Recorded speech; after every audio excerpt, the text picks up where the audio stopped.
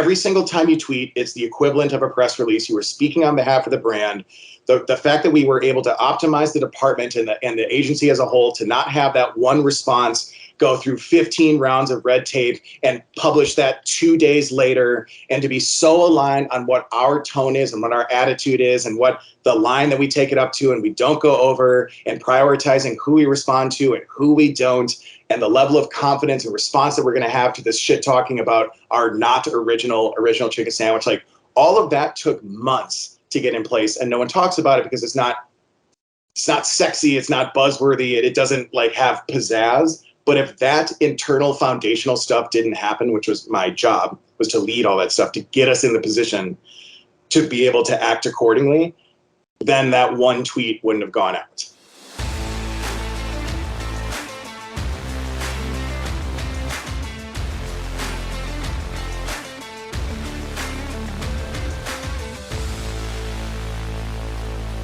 We're back. It's another episode of Over a Pint, podcast focused on marketing. We like to talk to experts about what's happening in the trenches. And today, I don't think we could get an expert who is more in the trenches than our guest. I'm super excited to talk to him. This guy is just a guy that makes me smile every freaking time I talk to him or text him, and I am just psyched to have him on. Joining me, as always, my co-host, Mr. Kurt Lingle. Kurt is the VP over at Celtic Advertising, an award-winning shop located in the historic Third Ward of Milwaukee. I'm Pat McGovern, new business director over at Acedia, a digital agency here in town. The guy we've got on today, Kurt. Yeah. How good is this name? How badass is a name like David Colt Perry? Is that David Colt Perry? Right? That is correct. Right. Well, now the bar just got set really high.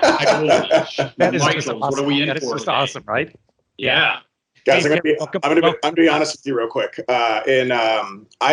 that is my middle name. I've always loved it. I think it's objectively cool or different. And when I went to college, I was like, I'm gonna go by Colt. Like, it's my name. Not making it up. I'm not telling people like you got to use this nickname. I like it. College is like a fresh start. I'm gonna try something new. I'm gonna introduce myself as Colt. And like the first 10 times I did, I was like, I feel like a fraud. I can't do this. So it never stuck. But yes, that is my middle. Just to clarify, Dave, it's Colt with a T. Okay, Pat. Yeah. When you said it, I was like, Dave Colt, C-U-L-T. I'm like, oh man, this is. Yeah. Whoa, My parents have a colorful past. I was born in a commune, and yeah, exactly.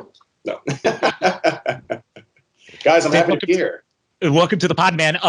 Dave, we got a little tradition here. We like to start things off by just, before we light this rocket ship, just kind of going around and seeing what everybody's got in front of them. So sure. You're the guest, man. What do you have today, sir? I'm enjoying a Lone River Ranch Water original hard seltzer made with 100% agave and natural lime juice. Big fan of it. It's very, very refreshing.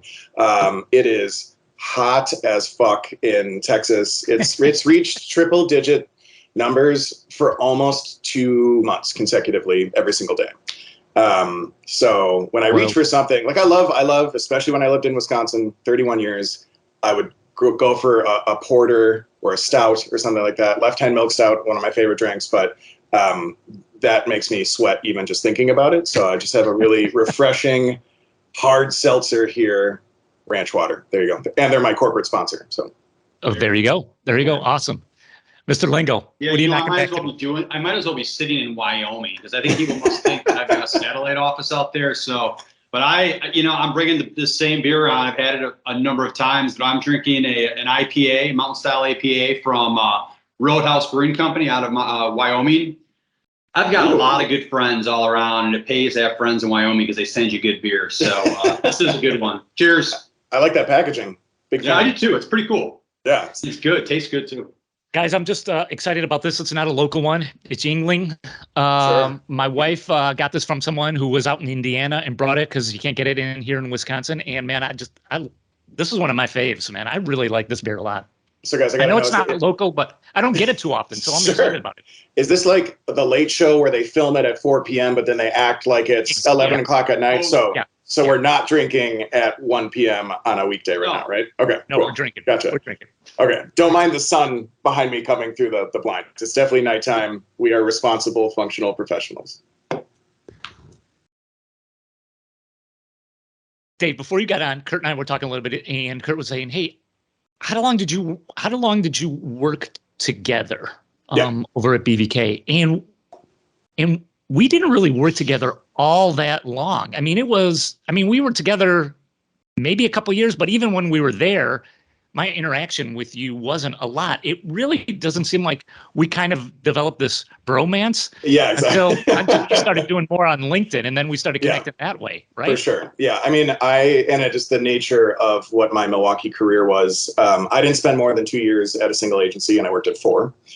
And just given the nature of what I was specifically brought on to do was to establish social media departments in agencies. BBK at the time, I think, had in the neighborhood of $400 million in billings every year. And, they was having a lot of conversations with Gary Miller, and he was cognizant of the fact that money was being left on the table with some of the really large clients, especially Citgo, of like, we have this long-standing decade-plus relationship. They trust us with their past, their present, their future, all of their branding in every traditional sense. We know that if we came to them and said, we can help you with your digital and social, that they would give it to us. We just need to basically put up the front that we've had a long-standing department and we have this well-developed skill set and we can fully service you.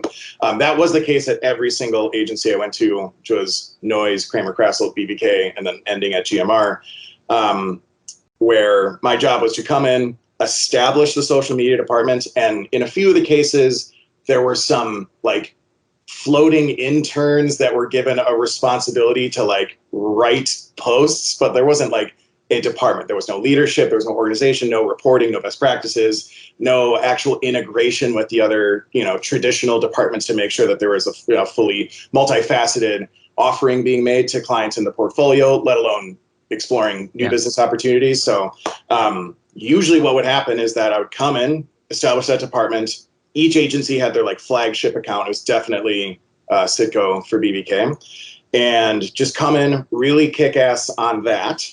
And then we would get to this crossroads where it'd be like, I'm very meticulous with record keeping. And at each of these agencies, I would be able to be like, I can prove to you that I personally am accountable for 11, 15, $20 million of business plus 8 successful new hires and this new department, a business line that you didn't have before I came in. I would like to know what my path is. And even after I had proven myself, I never came to the table as like, listen, if I don't come in as a VP or higher, even though I was like 27, because I knew that'd be a deal breaker, no deal. I always come in, I'm confident I'm going to prove myself. I do prove myself. And then we have those conversations about like, what does the future look like for me?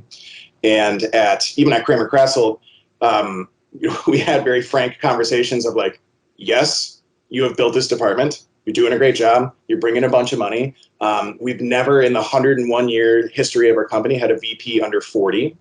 So we can't, promise you any sort of pathway like that. And I was like, well, just total transparency then. Like, I understand the skill set that I'm bringing to the table. I understand that this is a new offering in Milwaukee. This was like 2008 through 2000.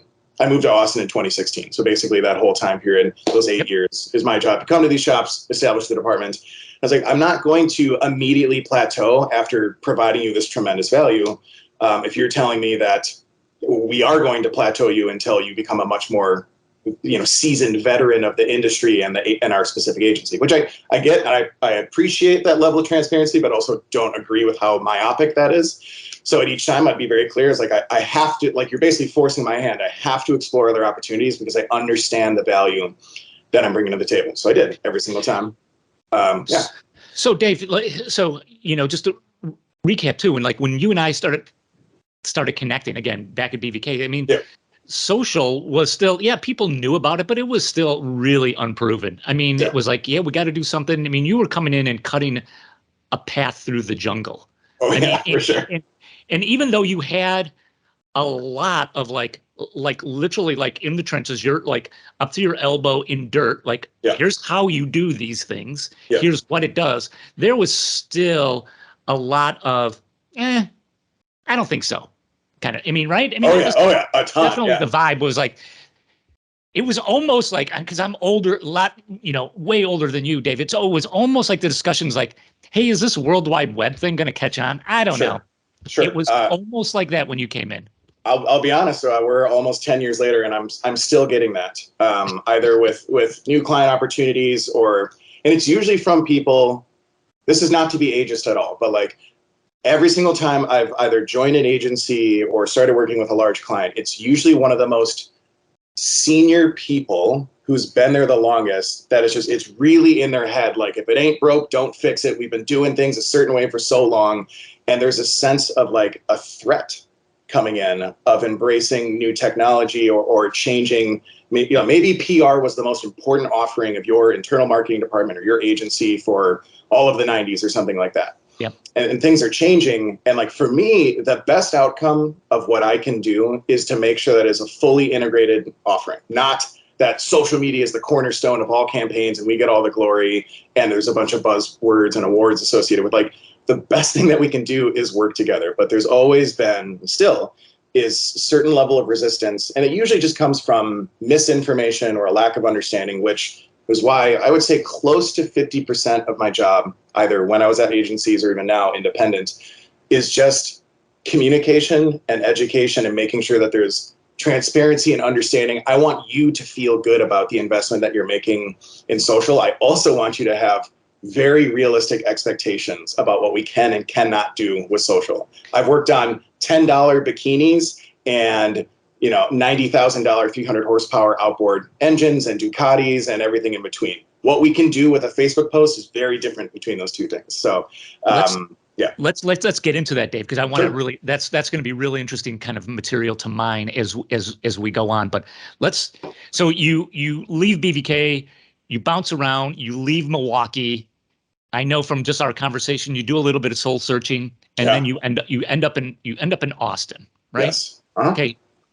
Flip that page. Tell us that story. You're in Austin now. Yeah. So I think getting up to that point is a little important. So I was fired from GMR, and it definitely, and I was fired without going into extensive detail. I was fired basically for sticking to my guns about, this is the path that we need to take. This is what's best for my employees. That place has so much internal burn and churn with their personnel that they have an internal branch of the HR department that just does recruiting. Like, they don't work with any sort of staffing agency because they would break the bank. So they were able to offer huge salaries once they got acquired by Omnicom. So good for them, but they just took the wrong approach. And I saw people working 90, 100-hour weeks, and they just get absolutely burnt out. But it's easy for them to bring in new talent if they can offer people a 40% raise from what they're making before. But it happened every single time in every single department. I saw it happen over the course of a year. So when I got fired from there, I felt good about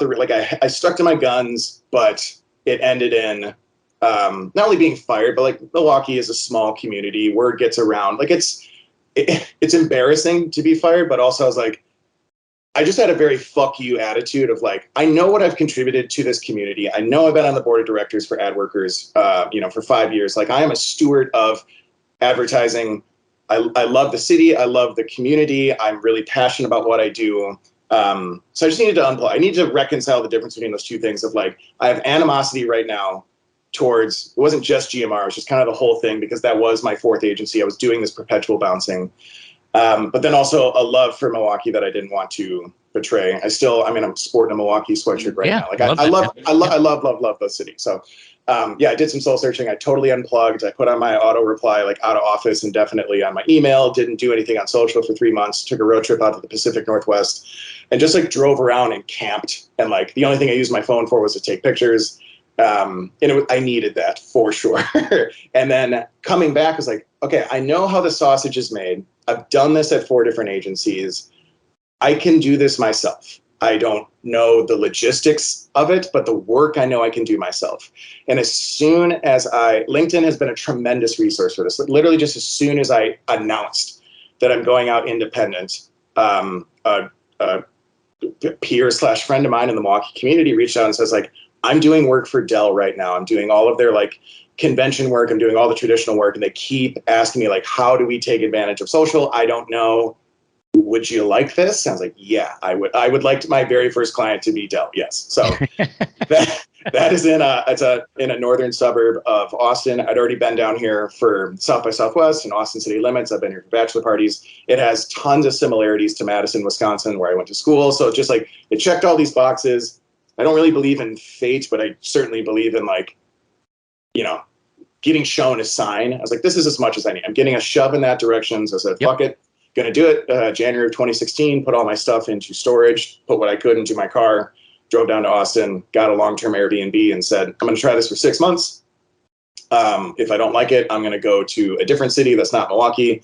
But that was 7 years ago, and I'm still here, and I love it. And yeah, it's just been, it's been very feast or famine, or it was very feast and famine in the beginning. But I'm very proud and thankful to say that I have not one time in 7 years had to do any cold calling, any pitching. And it's just, I think this is a universal truth in our industry, is that if you're really good at your job and a good person and you maintain your relationships, the rest usually takes care of itself. There is no shortage of work. Most of us are not doing a skill set that is obsolete, and everyone could always use some help. So yeah, that has really been the foundation of my company and my experience up to this point. Dave, I want to talk about the Dell, and I really want to get to your work on Popeyes, which for me is like, that's how I started reconnecting with you and just saw that and just like, oh my God, this is super impressive. Yeah. But Dell, like, okay, obviously that's a great brand, right? Yeah. But there again, it's like, okay, describe kind of the work you were doing. What kind of challenges did you run into? What were you doing? Yeah, you know, at there, and maybe Dave, do this for us too. Yeah, when we talk about, no, please go ahead. I want to hear this. when you talk about social, Dave, just touch on, like, what does Dave Perry do? I know you build departments, but social is such a broad term. Like, you could be doing podcasts, you could be doing video, you could be doing writing, you could be, I like, tell us that. I mean, maybe you do all of it too. I don't know, but weave all that together. I know I gave you a ton there. No, that's cool. So going back to your previous comment you made about being in the trenches, as much of a pain in the ass that was in the beginning, like anytime I was tasked with starting a department, I also had to simultaneously from day one start doing the work for clients that were already in place, for commitments that had already been made that I had nothing to do with. So I'm doing everything from community management and writing posts to selling through, $500,000 media plans, or getting clients to commit to $50,000 subscriptions for high-end social listening tools and analytics and everything in between. So by having that experience, whether I liked it or not, it truly made me well-rounded jack of all trades within the social space out of necessity. And basically I would prioritize my hiring on the things that I just didn't have the time for. So usually would start from the bottom up with, like, I need to get some community managers in here so I can focus on reporting, paid media, social listening, new business, stuff like that. So going independent and then working with someone like Dell, who has an internal marketing department, yes, I kind of sell myself initially as like, I build departments, but to build a department is not just like, I'm a hiring manager. I need to understand what the intern is doing. I need to be intimately familiar with what that person's doing and what we hope that they can do after they get hired, and what their career path will be to go become a senior account manager. So I have to understand every facet of what they're doing and what they contribute to the team, and to also be able to understand how they might be fucking up, or like how I can focus on their strengths and help them with their weaknesses. And so if it's not a matter of I'm going to hire people, sometimes I just come in and they have people in place and they're like, we don't know what we're doing with them or how to optimize this. So I have to understand and be able to do the work of every single step on the ladder, as well as help them, create the ladder in the first place, or add rungs to the ladder, or, however you want to go with that. So with Dell, they have very, very fragmented company. Like, it is headquartered in one place, but they have 7 different divisions. They have their PC division, they have enterprise, they have cloud computing, they have sponsorships, and these are like physically and metaphorically just separate entities.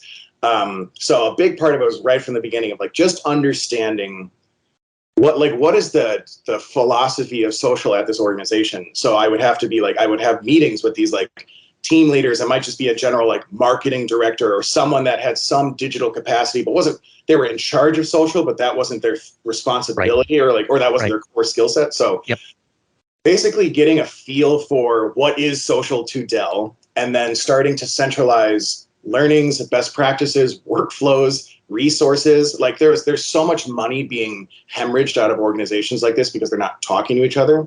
And there's even basic stuff like best practices of like, are all your social channels using the most updated logo? Let alone, or let's check grammar. Let's check the best practices of social media in terms of, your posting frequencies and how you're supporting this with paid media, and how do you engage with people, and what's your escalation process and everything like that, and then documenting that for them. I get it that cloud computing and college PC sales aren't ever going to get together and be synchronous, but they should be working off of some centralized documents for best practices, because that applies to everything regardless of your business or your B2B or B2C or whatever. So helping them with that, helping them visualize this enormous rat's nest of what was living online, all of these things representing Dell, but really not representing the company appropriately or consistently. I had a very similar thing I did a 6-month project with Harley Davidson, like global, and oh my God, sometimes these people they're not even aware of it. They just don't even comprehend the potential problems that could exist, let alone how to solve them. And once they start to wrap their mind around it, it all becomes very overwhelming because it's a lot. Sometimes it requires new tools. Sometimes it just requires time. So it's creating a roadmap for them, helping them understand the roadmap, prioritizing things that are the lowest hanging fruit. So it's not like, let's throw our hands up in the air and just be like, fuck it, whatever. And then determining what level of involvement you need from me to help facilitate this optimized future of, we actually have our house in order with social media and we can start using it the way that we intend. And so to answer your question, that can involve me starting content calendars for them and even explaining like, these are the tools that you should use. Here's an optimal posting frequency. These are the topics that you should be focusing on.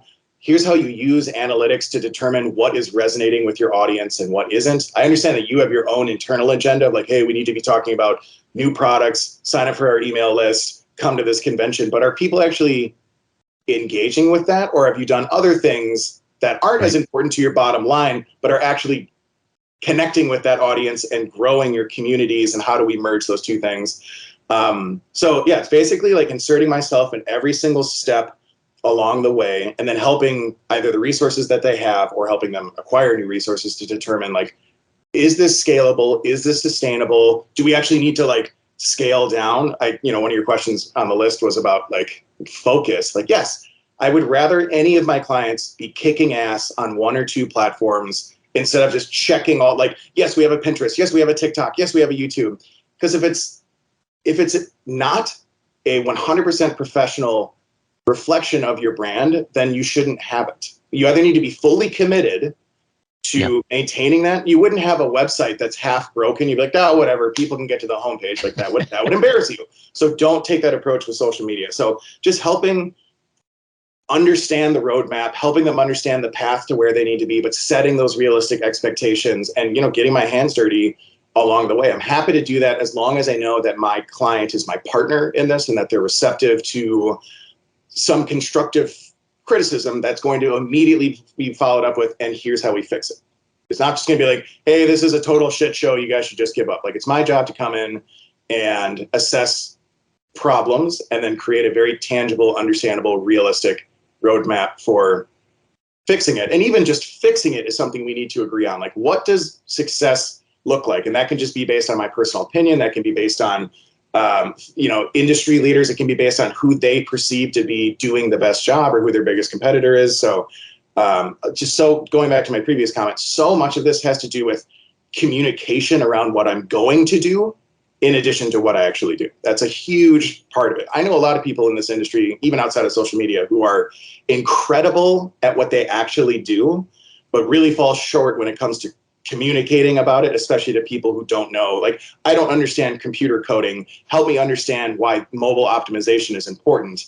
They might be able to kick ass on the actual mobile optimization, but if I come off to you in a condescending way of like, oh my God, like you don't understand C+ or Java or whatever, like, then we all fail, right? If you don't feel comfortable about what you're paying for or trust me to do the best job possible, then it's not going to get done. So it's really that, it's 50-50 like that. Dave, a couple things that you were saying, if I could just pull out. One is totally get, I mean, as you're kind of talking through your process and your stories and your experiences with the clients, get it. Less is best. Vertical, surgical. It doesn't matter if we're talking social media, PR. It doesn't matter. I totally buy into that. The other thing you said earlier, which I appreciate too, you're like, part of my job, that being you, because you shared that with us, is I got to understand what social media means to you. Yes. What is your definition of? Again, it's the same thing. It's like I kept thinking like, take public relations and you ask someone, what does PR mean to you? Someone might say, well, it's press releases. And it's like, well, we got a lot to talk about. Let me help you get to where we need to go, because PR is about much more than that. Exactly. When you're working with the Dells of the world, you're saying you took on a 6-month assignment for Harley Davidson. I want to know, how does that come about? Because you had said earlier, it's like, you know what, when you earn a reputation, you're good at what you do, you're a good person, you don't really have to, sell. But how are those opportunities coming your way? Are they coming to you, or what's your process from I guess let's call it what it is, new business? Exactly. Yes. And again, I've, at all the 4 Milwaukee agencies I worked at, new business was a huge part of my job. Once we got the house in order and determined which of our clients are best suited for social and have the budget for it and have the appetite for it, let's get those locked down. And then let's use that momentum to go chase after new business, not all new business, like the appropriate ones, the ones that we're equipped for, the ones that we can confidently enter the room and kick some ass on. That we all know, like, it can be soul sucking, like putting tremendous effort into something like that and then losing, it really takes the wind out of your sails, especially if you lose like, 5 or 6 in a row. Like, it's sometimes just comes down to a numbers game, because especially at the size, the caliber of something like CK or BBK, like you're going against titans. And just a lot of smart people in the room. So I'm very thankful that, to answer your question, I don't have to do that anymore. And a big part of it really just has been my professional network. A lot of it is either still in Milwaukee or rooted in Milwaukee, spending 5 years on the ad workers board, having worked at all those agencies, keeping good relationships like with Pat. These people know that I am here if you need me. I do not incessantly follow up with, I almost never follow up with anyone. I just stay in touch. Like, what I do. And if one of your clients, like either you have a bandwidth issue or you have no internal capability, or you're pitching a new piece of business that it includes social and you don't feel well equipped for it, like, these people can reach out to me. They know that. In addition to that, I can't stress enough how much of a resource LinkedIn has been. I would suggest to anyone who is independent right now, like, invest in LinkedIn Premium, like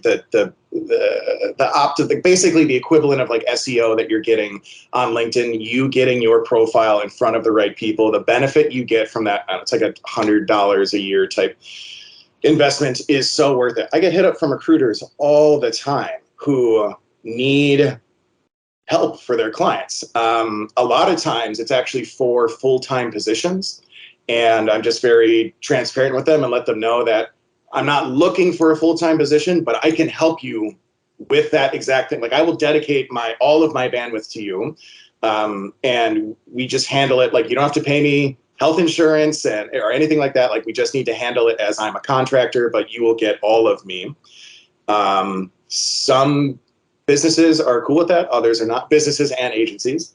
And yeah, and that's really the 2 main things, is that my personal professional network and LinkedIn and Upwork, which is similar. Like, one of my biggest clients right now came through Upwork, which is, I don't know if you guys are familiar with it, but it's more, it's a super gig economy type thing. And it's usually like 95% of what I see on there is like, I need a logo designed. I have $200. Who can help me? Right. There are some, actually, right when quarantine started, like 2 days later, Indeed, corporate reached out to me on Upwork, which I was very surprised by. And I have to give them a lot of credit. Like, they read the writing on the wall. They took the appropriately pessimistic viewpoint on what COVID was going to be, what quarantine meant. Like, when your core purpose is to connect employers and employees, and you are understanding that the world is about to shut down, you have to course correct. Yeah. They weren't just like, batten down the hatches and we'll weather the storm. Like, they're like, we need you to come in and help us like reposition and not embrace the pandemic sounds bad, but like accept it and then join the conversation in an appropriate way. And we understand that social is going to be the best way to do it, especially because they knew that like making anything, like going and doing a production shoot and then getting it on TV is going to be very difficult when we can't leave our home. So they diverted a lot of funds into their social program, and we had a really in-depth, I mean, we would work 10-hour days sometimes, just all of these global team meeting, everyone at home, but like I was talking to people in India and Ireland where they have a huge presence, and all over the States, they have a huge presence in Austin as well. And just talking about like, how do we authentically and genuinely be a part of this conversation that doesn't sound like shilling? How can we actually, help people find some silver linings during this time? And we started doing things like, let's establish some like educational programs. Let's help people take this time to work on, online certifications or redoing your resume, like things that you can safely do at home, knowing that we don't know when this is going to end, but it will end eventually. And we want you to be in a better position than you are now. We want you to, you're getting lemons, let's make some lemonade. And it resonated really well. Like it went very, very well, but there's a lot of cooks in the kitchen, a lot of differing opinions, a lot of people who had different masters that they needed to answer to. And yeah, so basically just like quarterbacking that was a huge thing. So not just communicating what does social media mean to you, what do you want to get about it, but like connecting the dots, like who do we need to get to sign off on this? What does this mean to this department? So yeah, that's been super interesting. But anyways, to answer the question, personal relationships, Upwork, LinkedIn. That's been literally 100% of my business. Well, and that's been, it's interesting. This is kind of off topic a little bit, but I will say this. These are conversations that we've heard throughout our podcast. These are conversations you might have with a coworker, but it's like networking is, it's, you were saying earlier, Dave, it's just something you do. I'm a big believer in networking. It's not something that should be forced or feel forced. Yep. It's just something you do. Yep. And the folks that get that just organically make it happen. Yep. And they're organically selling themselves, even though they don't think they're selling themselves. And they're also the first ones that are there to help people. It's like, how can I help you? So I love hearing stuff like that because I'm a big believer in networking and doing it the right way. And it Sure. doesn't matter what your address is, what category you live in or play in. It totally. So anyway. Sure. And I could acknowledge that. Hold on, I just got a warning about 5 minutes left in this meeting. Are we good? No, we're good. We're going to go. We're going to go a little bit over. Yeah. Cool. I have tons of time, so just up to you guys. So Yep. I can also admit that, or acknowledge that networking can also be difficult. I remember, especially early on, I remember when I first got my foot in the door, I went to the Eisner portfolio school in the 3rd Ward. I did that twice, actually. I tried to get internships. I tried to do everything I could. I remember Joe Bond and Nick Pipitone, who, Pat and I have worked with. He came to the portfolio school. He eviscerated me so badly during our portfolio review. And I'm glad that he did. Like, it lit a fire in my ass. And, but also it made me scared about holy shit, maybe I'm throwing myself to the sharks every single time I go to an ad worker event, or I cold call someone on, LinkedIn or through their company email asking if I can get their ear for 15 minutes or if we can go get coffee. It takes courage to put yourself out there to be analyzed, let alone, torn apart sometimes. So it can be difficult. So that's why I guess I encourage people that if you have the opportunity to just play softball with some people in your community, maybe start there. But yeah, the value of it, I cannot overstate enough. And also, I just do think that is part of the Milwaukee ethos. There is this Midwestern work ethic and culture and community that, again, if you just are good at your job and you're a decent human being, you will reap the benefits of that for sure. Dave, we're gonna move to, because I got to hear this story. It's your work on Popeye's chicken. Sure. Right. This thing wins. Just, spoiler alert, everybody. This thing wins every freaking award imaginable. It gets obscene amounts of press and coverage. And Dave, I want to know how you got involved with it too. And then Sure. How did this just give us, take us behind the scenes? How did it come about? How are you able to sell things in, take it from there, man. Sure. So you and I talked a couple of days before I went to Costa Rica, and you also sent me these questions. I've been thinking about how to answer this question for a while. And if this was my first year of being independent, and worried about, where my next paycheck's coming from, or not confident about that I'm going to be doing this in 10 years, I might give you a very different answer. I might figure out a way to spin the already proven success of this into something that is very self-aggrandizing and be like, I am a mastermind and I pulled all the strings and all these people fell for it and I'm a viral genius. But I am confident in acknowledging and admitting that, like, there's a lot of flukes that fell into place correctly here. And I'll go into that. But to start your answer to begin with is that Popeye's Chicken got acquired by the parent company that owns Burger King, and GSD&M, which is a phenomenal agency here in Austin, had a long-standing relationship with Popeyes and already had their social business, but was also doing a lot of their traditional work as well. And when the new CMO came in from the parent company, they made the request of all their brands of, like, we're not cleaning house, but assessing house. And we want to understand, it's great that there are relationships in place, and they never admitted this, but of course that CMO had, like, agencies that they loved and stuff, and probably wanted to throw some bones to them, but gave all of these agencies in place a good opportunity to basically prove themselves. And part of that was also just saying, like, I'm appreciative of the fact that GSD&M and Popeyes have had this long-standing relationship and the marketing is good, but I also don't have confidence that you're going to show me some sort of insane evolution if I ask for it, given the team that's in place. So they said, the request came from the new CMO to GSD&M, like, I want fresh eyes on everything that you're doing. And I want to meet that person, and I want to understand in depth how they're integrated into the team. I want to understand how their fresh perspective is being reflected in everything that you're doing, which is actually a pretty big ask, because you're forcing the agency. Sure. They have the right team in place, right? Like, otherwise they wouldn't be the team.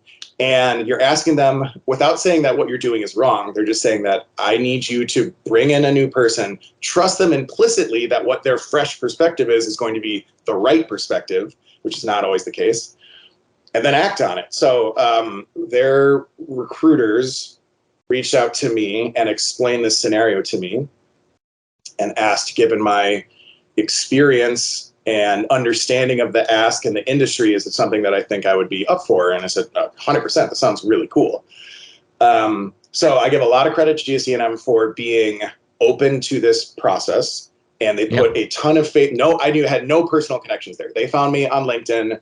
I, of course, gave them referrals, and they did their due diligence. But once the decision was made to bring me in, like, there was no resistance whatsoever. And I really appreciate that, especially for an organization of that size. Sometimes, like, I worked at CK for almost 2 years and never once met the president or some of the top leadership, even though I was being tasked with building a new department, and the expectation is I'm supposed to make millions of dollars for the agency. So says a lot. Yeah, exactly. So total transparency, total open communication, total trust. Give me enough slack to hang myself with. And just in case anyone is not aware of the Popeyes Chicken campaign or needs a refresher on it, like, the thing that people focus on is all comes down to is shit talking. Like, there was some strategic shit talking that happened from the Popeyes account to the Chick-fil-A account about, basically, Chick-fil-A was saying they were passively talking shit about our chicken sandwiches. And literally just the response to a Chick-fil-A tweet was, "You good?" ? And for whatever reason, people flipped out about that. Like there was the subtlety of not being like, well, actually, we have a premium 100% white, breast meat chicken and this amazing sauce that was, formed by culinary trailblazers, blah, blah, blah. It was literally just like, yeah, we're fine. Don't worry about our chicken sandwich. So, and then it started this like shit talking tweet storm between not just the brands, but like the like diehard loyalists of those brands. And it created enough turmoil and buzz among those communities that when we launched this chicken sandwich, it immediately sold out. And people legitimately got stabbed over these sandwiches. Like these stores were running out all over the country, and there would be like small riots, huge scuffles in these stores when they would say, like, yeah, this is the last chicken sandwich, we're selling it. Something that I thought was, I don't even know, I'm not going to call it genius, but I was there during the focus group testing of, so Popeyes has never had a chicken sandwich before for whatever reason. It is a chicken restaurant, but they've always done, KFC style, like buckets of chicken and chicken tenders, stuff like that. Right. So we go into this focus group testing, and these people have 10 different names to choose from. And it was all this stuff that like leaned into the Popeyes brand of like the Louisiana crackler and the Bayou, tastiness or whatever, like all these different names that were about the flavor profile or how it's aligned with the Popeyes brand or something like that. And as a total throwaway, one of the names was the original chicken sandwich, which is like on paper and in the scheme of from a branding perspective, it's a stupid name. It's not even a genuine name. It's not the original chicken sandwich. Like there's everything about that name was like lame and inaccurate. And I was just like, it was basically like that was our control of like, okay, no one's going to vote for this, but it's on the list. That name, for whatever reason, absolutely dominated. And it was really important. Like I have this conversation with startups all the time and really well-established brands. Like, you think you know what your community wants because you are the arbiter of that, right? Like we created the product. Of course, we know it better than everyone. So our opinion about it must be more important than everyone else's. And the amount of times that the opinions of consumers get disregarded is unbelievable. And that comes down to everything to branding, product names, what you should be posting about, how you respond to people, what your brand tone is, everything like that. Like, pay attention, actually do focus groups if you can. But if nothing else, just do social listening. Pay attention to how people are talking to you or other people within your own social communities. So anyways, the overwhelming winner is the original chicken sandwich. And then we come out with this chicken sandwich that's called the original chicken sandwich. And you have Wendy's and KFC and Chick-fil-A and churches and all these people being like, we've had amazing chicken sandwiches for decades. Get the fuck out of here with this nonsense. And to answer your core question, that one little bit of shit talking at the exact right time would not have happened if it wasn't for the 8 months of internal minutia and this fresh eyes on the brand project that started, because there was so much that needed to happen up to that point for the brand to be comfortable enough to do an off-the-cuff shit-talking tweet. Every single time you tweet, it's the equivalent of a press release. You are speaking on behalf of the brand. The fact that we were able to optimize the department and the agency as a whole to not have that one response go through 15 rounds of red tape and publish that 2 days later, and to be so aligned on what our tone is and what our attitude is and what the line that we take it up to and we don't go over, and prioritizing who we respond to and who we don't, and the level of confidence and response that we're going to have to this shit talking about our not original chicken sandwich. Like, all of that took months to get in place, and no one talks about it because it's not sexy, it's not buzzworthy, it doesn't like have pizzazz. But if that internal foundational stuff didn't happen, which was my job, was to lead all that stuff, to get us in the position to be able to act accordingly, then that one tweet wouldn't have gone out. So it makes it, I don't know, it's like both things. Like, I'm proud of the work that we did, and it's amazing the results that it had and the awards that it won. But it's the byproduct of like doing the hard work behind the scenes of cleaning house and optimizing and understanding best practices and helping these departments, like helping the creative department have clear, fluid communication of, we have this idea, but sometimes the writers and designers will come to the social department and be like, oh my God, we got to do this. And the response is like, how the fuck would that possibly translate to a tweet? Like, we need to have realistic expectations to take your grandiose ideas, distill them into something that is consumable, scalable, and something that we can get out there immediately while still being totally in line with our brand guidelines and the strategy that we have sold into our clients. And so it was just doing all of that kind of arduous work, which got the brand totally optimized in a place where they can do some very public shit talking that created an unbelievable demand for a fried piece of fast food. And from there, just like the more that the other brands played into it and the more the demand was for these sold out chicken sandwiches, the more amplified this new strategy got put in place. And it just got to a point where like, we couldn't do anything wrong. Like, we had so much fun with it once that ball started rolling, that we would have to do something so egregiously bad to fuck up the like positive momentum that we had going there. And I give a lot of credit to both GSD&M and the new parent company that came in to just like ride the wave instead of being like, hold on, this might get out of our control. Like, even though like legit, like literally, so people were getting stabbed, people were getting beat up over these sandwiches. Like, there was reason to pause and understand, like, are we doing this the wrong way? There was a lot of reflection, but it didn't stop the momentum, which led to everything that came out of it. So it was a really, really cool experience. But also it was almost the equivalent of like, when you have a client that's like, all right, we need you to make a viral video. That's not a legitimate request. And anyone who commits to making a viral video is a liar and a snake oil salesman. So I would never, all of the success, because this is one of the questions, is all of the success that came from this has undoubtedly improved my business and my career and given me more visibility. But I would never come to the table and be like, hey man, you want the Popeyes chicken treatment? I got it. Like, it's my special sauce, and I'm gonna make you into Popeyes chicken. And I guarantee that there are certainly people in social, but just in general, like in the agency world, there's people who do that. Like, I have had success, or I've been on a winning team before.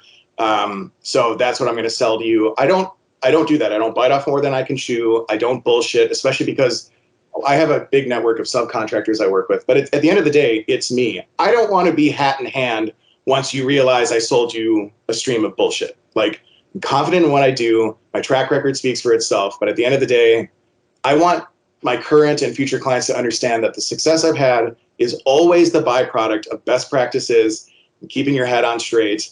And sometimes it goes really, really well. And other times it goes as expected, which is, productive and successful, but maybe not headline making and record breaking, which is fine. Because that's all of our goal at the end of the day, is like to do a good job, to do better than we did previously, to meet and exceed our KPIs. But I never, ever come to the table and say like, I'm going to get you FE gold this year.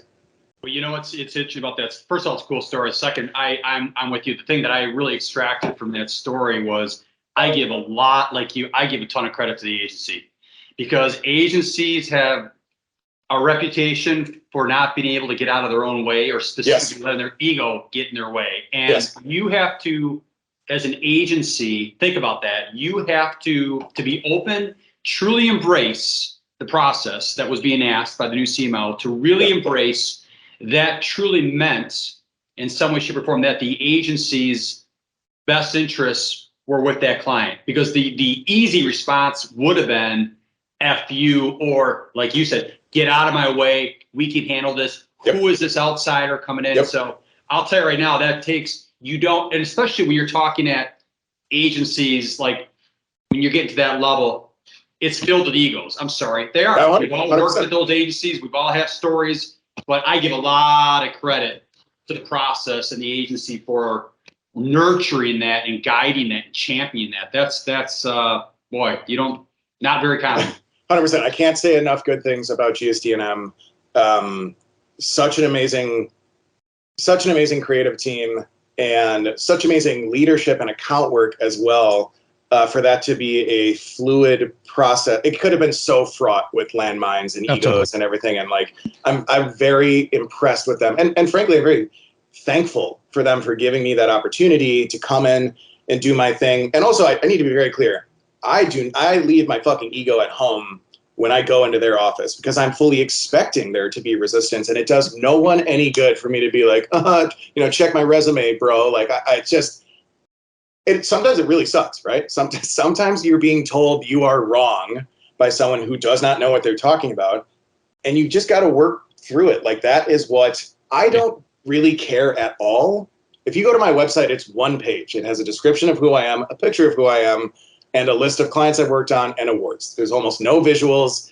I don't have case studies. Like, a lot of that has to do with the nature of how the work that I get is all through like personal relationships and LinkedIn. But like, I don't really care whether or not you know about my business, DCP Social.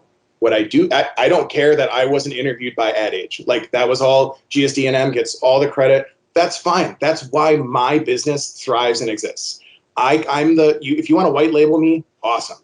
If I'm behind the scenes and I never meet the clients and I don't personally get an award or whatever, cool. That is the value that I provide. I don't need my name to be out there, as long as I know that if I continue to operate the way that I am, I can help these organizations, these agencies, these brands, whatever, these startups, kick ass. As long as I'm happy with the work that I'm doing, my work-life balance, that's all I care about. I don't have aspirations of having a downtown office. In fact, I don't want to deal with full-time employees. I don't want to have an HR department. Like, I really like this niche that I've made for myself, and it only exists if I just completely leave my ego at home, and it just works. Dave, we could talk. I've got a million questions for you, but I want to get to my last topic here, and that is just kind of a how-to here. And you've touched on this, so we're gonna go back over some content. But sure, Dave, talk to me about you get a new client, you get someone in, and let's just we're painting with a roller here, but we could say most of the people you're dealing with probably don't have a really good understanding of social. They're not doing it very well. That's why they're coming to you, right? Exactly. Yep. So what are the, for someone who's listening, it's like, okay, here are I don't know, the 3, the 5, whatever amount of things. It's like, this is kind of my checklist. This is what I start looking at first to see how bad. This is the audit. This is the diagnostic I take you guys through to just understand. It's like, is this a 5-alarm fire, or is this not too bad? Right. Right. You guys got some good things in place. Give us the thought process. Give us your framework. Sure. So, when I come in, I want to be overloaded with information, history, context, interviews and discussions with stakeholders within, again, the brand or the agency, whoever I'm working with. Like, I want them to paint a crystal clear state of the union for me. And a lot of times that includes answers of like, I don't know. And that's important. Like, it's important for me to understand that, like, the CMO doesn't really know what's happening in the social department. They have kind of a 30,000-foot view of the general marketing output, but they don't understand like what the social strategy is or something like that. So understanding that, if you have any kind of reporting in place, I always want to comb through that with, fine-tooth comb. It's really important to see not only the stats, but like what you thought were the stats. And sometimes they're right, but just like, the report itself shows what you are putting value to. It might be community growth. It might be engagement numbers. It might be website traffic. It might be video views. It might be sales. There's all of these different things that social can do. I do all of that before coming to the table and telling them, like, here's what we're going to do, or here's what success looks like. I need to fully understand the perspective internally and also the landscape. Like, I can't stress enough. I need to, as quickly as possible, understand the competitive landscape and also the mindset of the consumer specific to that category as much as I can before start making strong recommendations about how things can be changed or optimized or ditched or whatever. When I worked at Kramer Kressel, they had the Bombardier recreational products portfolio, which is Can-Am, Sea-Doo, Ski-Doo, Spyder, and Evinrude. I immediately went out and got my motorcycle license, and the next week after getting my motorcycle license, I went on a cross-country road trip on my Spyder. I got my license in a parking lot. You don't even like go on the freeway when you get your license. And then the next week I'm going on a cross-country road trip with 6 super users in our social communities. People had true influence, people who are like really genuinely awesome influential brand advocates, and we filmed every second of it, and we went to a biker rallies, and I wanted to fully immerse myself in that category and in that community before I come to the table and be like, oh, okay, I'm going to tell you how you need to be talking about your own products. And sometimes that's not an option. So, that's pie in the sky level stuff, but like even just determining how much time do I have? How much budget do you have? Is it even possible to pump the brakes on what you're doing so we can course correct, or do I need to catch up to the speed of the train and hop on and see how we can like course correct along the way? So yeah, understanding the data that they have in place, understanding how they've prioritized social, understanding the KPIs that they've set. So like with Harley or Ducati or Evinrude or any of these things where like your product is a high 5, low 6-figure output, if your expectation is that social media equals sales, that's a hard pill to swallow, especially when you're expected to show attribution, which is obviously important. But like, I really break it down to like purchase funnel 101 in terms of understanding how awareness and market penetration and like a consistent engagement with this audience and stealing market share and staying top of mind and using this as a customer service channel and doing things that lead up to, someone even considering visiting a dealership or like, or getting a loan to go buy a Ducati. Like this is not a simple, I'm not going to be like, see a snazzy ad and then just like go to my local dealership and commit to spending 90 grand. So, helping them understand the combination of how we get our house in order, just in terms of like what you should be doing with your social media ecosystem, what tools you should be using, where your demographic is. Like if you're a hardcore sports drink that's targeted towards men with an extreme lifestyle, let's not focus on Pinterest. Let's not dig into that. Just helping them understand things like that and just the sheer platform best practices of how can we best use these tools, but then very realistically and having those frank conversations about how does this align with your business objectives and your marketing objectives, and helping course correct about what we can and cannot actually do with these tools, how we will measure it, what does success look like. And a huge thing for me is helping them understand like what are your competitors doing. I've had very different conversations when I come to the table and tell you what I think is best, and then I come to the table and tell you what your competitors are doing and how they're just absolutely mopping the floor with you. It's that second one that always resonates so hardcore with them. We're like, oh, like we're getting embarrassed and I didn't even know it, or I didn't comprehend that they were doing such a good job and we were so left behind in the dust. So kind of checking all those boxes, helping them understand how to use these tools just from a 101 level, best practices, helping them understand where your demographic is and how they use these tools, helping them have realistic expectations about their business and marketing objectives and how those can and cannot align with social media, and giving them a crystal clear picture of what the competition is and is not doing so you can understand how they're beating you and what the area of opportunity is. All of that needs to be done, and I need to understand that all key stakeholders in the organization fully comprehend that before day one of the strategy begins even getting formed, let alone implemented. Awesome. Does that answer the question? Yeah. And it's a lot of work, and it's usually there's a lot of resistance.